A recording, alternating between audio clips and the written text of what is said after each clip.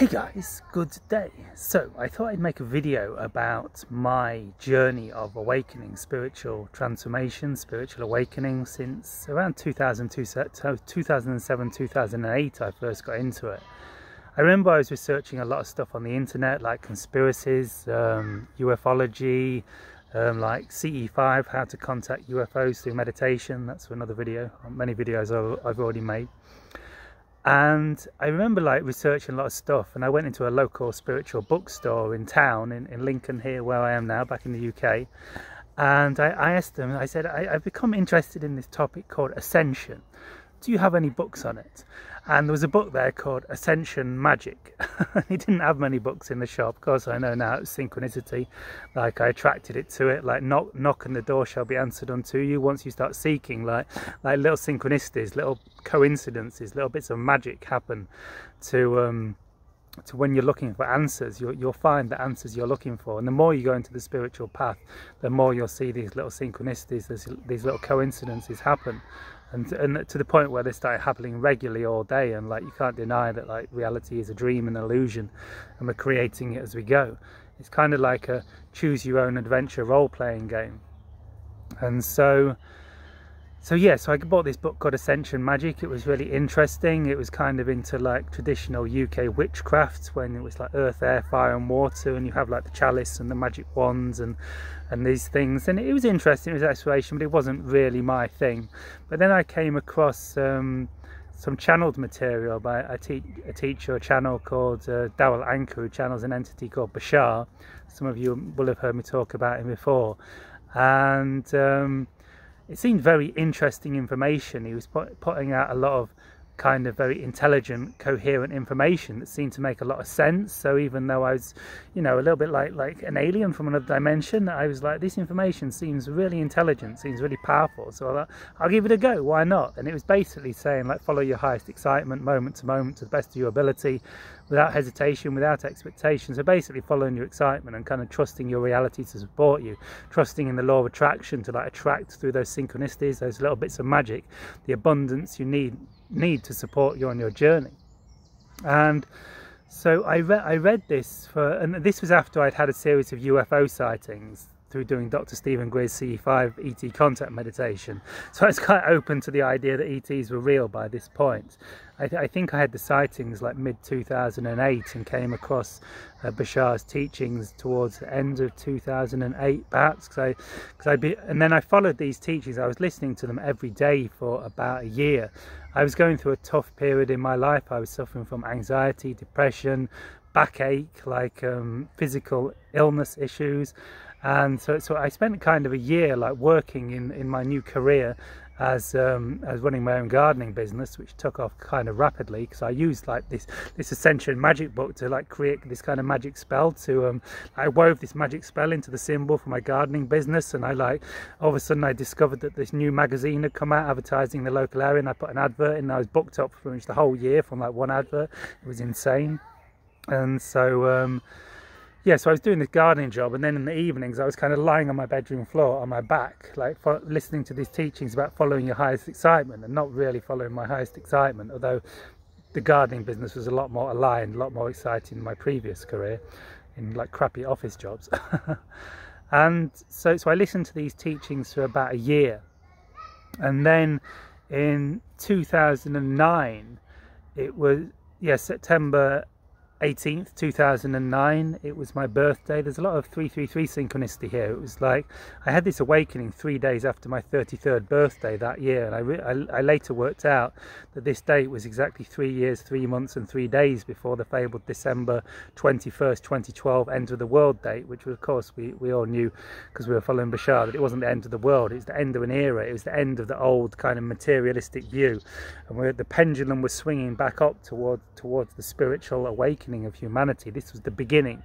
It wasn't like we're all going to raise into light bodies. This is the beginning of the shift to the spiritual, to a more spiritual earth that is really accelerating now, 12, 13 years on, 11 years on. And and I do feel like we're going through this cycle, and like there's a kind of a 12-year cycle that hit around 2012, and now a lot of us that like had these awakenings around that time, take 2010, 2012, it was like the end of 2009 for me, and many people had these kind of awakenings then. And I feel like we've been through this process and we're coming full circle, and like we're coming back to that just place of like joy and happiness, you know, that really started this journey for all of us after a lot of processing. And I also feel a lot of new people are going to be awakening around this time over the next 2 or 3 years as we begin a new cycle of spiritual awakening, or whatever these cycles are. And so yeah, so 2009 I after like being very clean from alcohol and drugs and everything, I quit everything as I kind of went on this spiritual journey. I got tempted to smoke a little bit of weed, a little bit of marijuana, and it caused kind of a real opening in me. Like after following these teachings of Bashar, it was like all my mind, all my doubts kind of dropped away after smoking this little tiny bit of weed for the first time in like a year. And all of a sudden I kind of knew it was all true. And it was my birthday weekend, and no one wanted to hang out with me on my birthday. I was like, oh, fair enough. But so I can see it was all lined up now from above. And I was going to go fishing to the coast.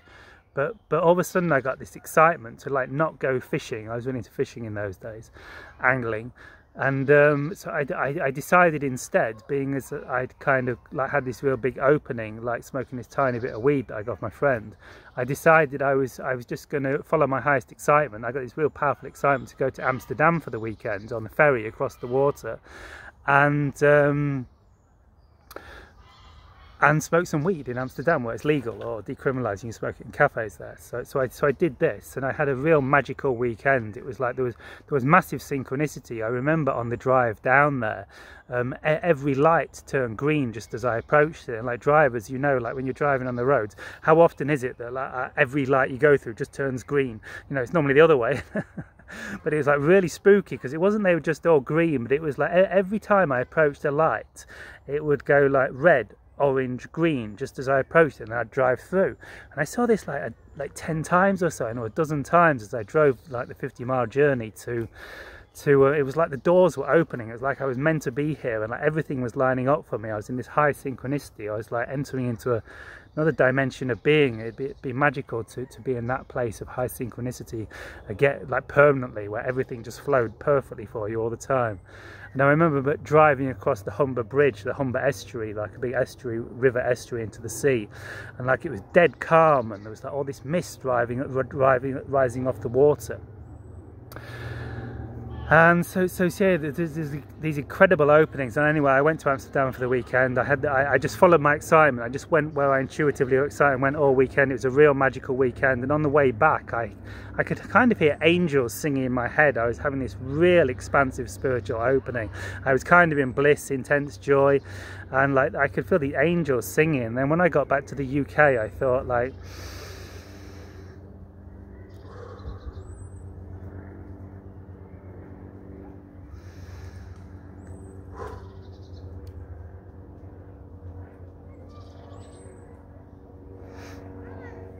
I'm just going to follow my excitement one more time. And I went to the forest, and to cut a long story short, I smoked a little bit more weed in that forest that I found that I had in my car that my friend had gave me that I forgot I had.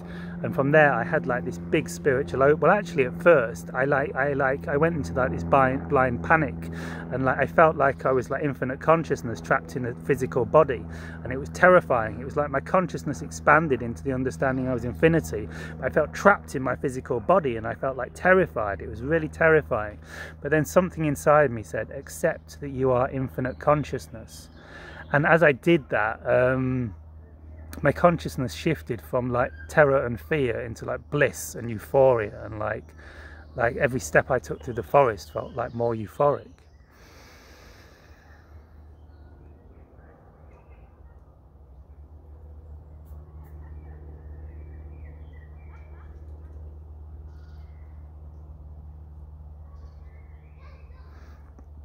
I need to center it. It's like when I talk about this, it becomes too mental, and it comes out of the energy of like the experience.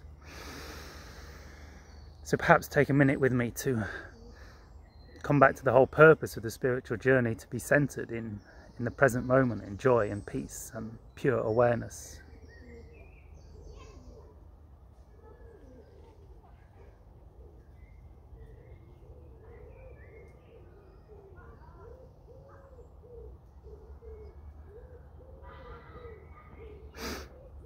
Yeah, and basically I had like this huge like awakening experience. I went into a state of like unity consciousness, like I felt connected to everything. I felt like I was my soul come down to earth, and like it was complete bliss, complete euphoria. And like up until that time I'd existed, you know, I've been having a lot of depression and anxiety, so to be going from like down here in depression and anxiety to the most like euphoric and blissful state like I possibly ever experienced on earth, even to this day, I would guess. Well, it's possible that it was just such a contrast, it felt like that. And so I spent basically like the next few years like trying to rekindle that state of consciousness. And around the end of 2012, like late summer 2012, August 2012, I was following the teachings of a teacher called Mooji. And I remember at some point he was saying like, drop everything, just drop everything, just let everything go. And I was doing this spiritual practice, and at some point, like it wasn't actually when I was doing that, but a few days, like after a few weeks or so of doing this practice, I had this sudden opening. I was actually watching a video, like it was very UFO related. A lot of my path is ET contact related. I won't go into that too much now in this video. But I was watching Steven Spielberg's Taken. There's a series, you can probably find it on YouTube. It's called Taken by Steven Spielberg, about the alien abduction theory. And later, and like it's like a series of generations. And one of the generations is like this young girl towards the end of the series, who's like kind of like the starseed, but like the indigo child girl. And she's watching this big screen with all these dolphins on. And watching that scene in the movie, I had like this big opening. And all of a sudden, like all my mind, I just kind of opened up into this intense joy, and my mind became very quiet, and kind of very similar to like what I'm experiencing now. This is kind of the place like when it really opened and become much more grounded for me, and like I became very joyful, and like I could kind of quiet my mind at will for several months after that experience. I could just like sit and center and just feel like I used to like feel my body sink into the earth, and just felt all my muscles relax and my mind would become quiet, and I'd go into this intense joy and peace. And really, I'm really only now like where is it? How many years is it since 2012? The end of 2012. It's like 2023, so we're like 11 years on, and like it's really taken me 11 years to begin to come back to this place of just being able to relax my mind and just become present in the present moment and just feel the joy of being. and so back in like the end of 2012, I experienced this for a while, and early 2013 I went to see Mooji live in London, and that this kind of rekindled this deep peace, and I went into a very deep state of deep peace and deep joy. And then, but around the end of 2013, I went to another spiritual event called Who's Driving the Dream Bus in London, which was really amazing. It was with some classic non-duality teachers like Rupert Spira, Lisa Cairns, Jeff Foster. I guess they're the more main known ones that were there. There's quite a few others as well, and Tony Parsons I think was there. He's quite well known in the London non-duality scene. But what happened there was I actually it's like all this childhood trauma, or my mind, this emotional pain came to the surface. I thought I was going there to finalize my enlightenment, and it was completely opposite. Like all my pain and suffering like started to bubble up to the surface, and for many years after that it was almost like a deterioration, like I'd become more involved in my mind, more involved in pain, more involved in suffering, which we call physical illness, which really came to amount, and really came to a pinnacle in like Peru, like a couple of years ago, when I got COVID and I got really sick, and I was like in the Andes. I couldn't fly back to the UK because I was having trouble breathing, and like Cusco airport is really high altitude, so I was like trapped at the bottom of the valley, and I couldn't leave, and I was forced to like really spend a lot of time in bed, like processing all my fears and all my demons, or a lot of like negative beliefs, and like how we want to hold on to pain and suffering. There's this part of us that seems to want to hold on to pain and suffering,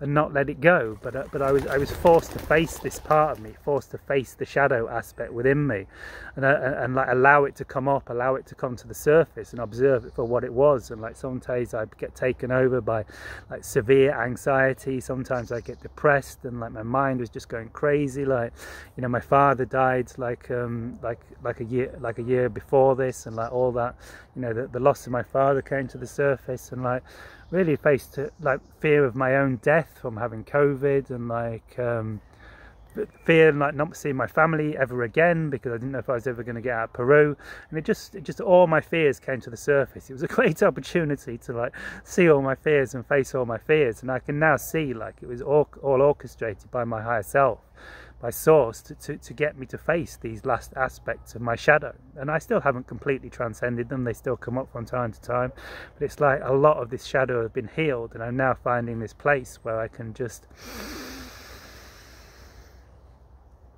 relax into the present moment, relax into the joy of the present moment. Particularly in places like this, it's a lot easier around here, because like I really do feel the energies of my environment now, and so much due to a lot of the channeling I do and my ET contact experiences and my spiritual awakenings. It's like I'm more sensitive to the environment now than I was when I had that first opening like 11 or 12 years ago. And so I find it hard to go into bliss when I'm in the city. I kind of feel okay, like it's kind of up and down, but like I can feel a lot of the people's thoughts and that. So I really have to come out to places like this just to really drop into the center of creation. I don't know, like our natural state is joy, like all pain and suffering, perhaps not all, but certainly like 98% of pain and suffering comes from thinking about the future or the past. This is my own personal realization. I'm not the first person to say this, but it's like I notice like when I'm unhappy, it's because I'm thinking about the future, thinking about what I need to do to make money, or like to sort stuff out. And when I'm extremely happy, I'm just in the present moment. I'm not thinking about the past or future. I'm just enjoying the nature. I'm enjoying the squirrels. I'm enjoying the pigeons. I'm enjoying the just being. Like joy and happiness just comes from being in the present moment. And like I can experience in the city as well, but it's a little more difficult to enter into. And yes, so this is kind of where I'm at, and like so thank gosh I'm coming out of this dark shadow aspect. But it seems like a phase that like most, if not all of us, apart from those who to quote one of my teachers, has the karma of a small gnat. Some people seem to come in this reality and just have kind of easy lives. They've done a lot of work in a past life. I don't know, but for most of us, mere mortals, it seems to involve some aspect of facing our shadow and allowing it to come to the surface, and really observing what's going on in our negative beliefs, and observing how we can kind of be attached and kind of like want to feel suffering. This is one of the realizations I had over the last couple of years, that like when I'm in anger or stress or anxiety, that part of me wants to hold on to it. It's like you don't want to let go, like when you're in that energy, and like just observing that kind of melted it all away, a large portion of it. And so now I'm starting to find like that place that I've been seeking for many years. And yeah, I don't know what to say. All's good. So I just wanted to make this video and share with some of you guys, like who are probably going through your own experiences or just becoming interested in the spiritual awakening process.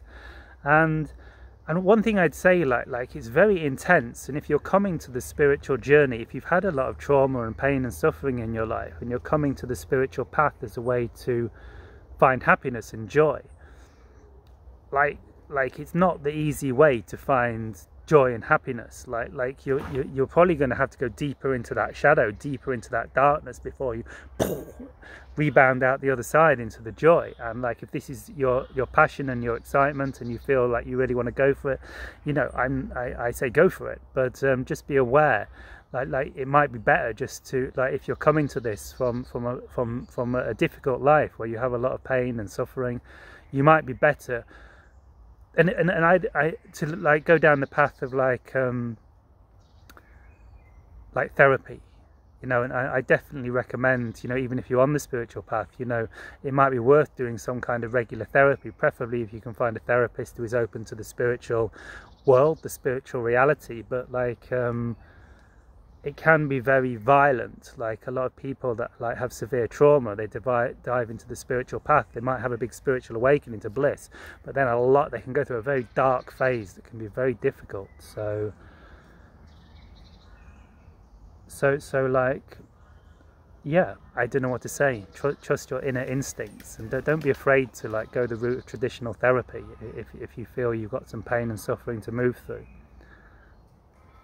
But life will support you. You will be guided. So don't let me put you off diving into the spiritual journey. It is the most amazing thing you will ever experience in human existence. And like, you know, this is the way forward. But yeah, trust your own excitement. Follow your own excitement. Like, I would never tell anyone not to embark upon the spiritual path, but just be wary. You know, it's not an easy ticket to like bliss. There's a lot of work to do. And possibly I'll be talking a little bit more in my upcoming videos about shadow work, and like, do we need to dive into the depths of our psyche to transform this, to come out the other side? It appears so, but it's different for everyone. Like, everyone's on their own path. So anyway, guys, if you want to work one-to-one with me, by the way, I have a coaching program. I will drop the link to my spiritual coaching program in the box below, and you can check it out on my website. So, peace, love and light to you all. I shall see you all in another now. Good day.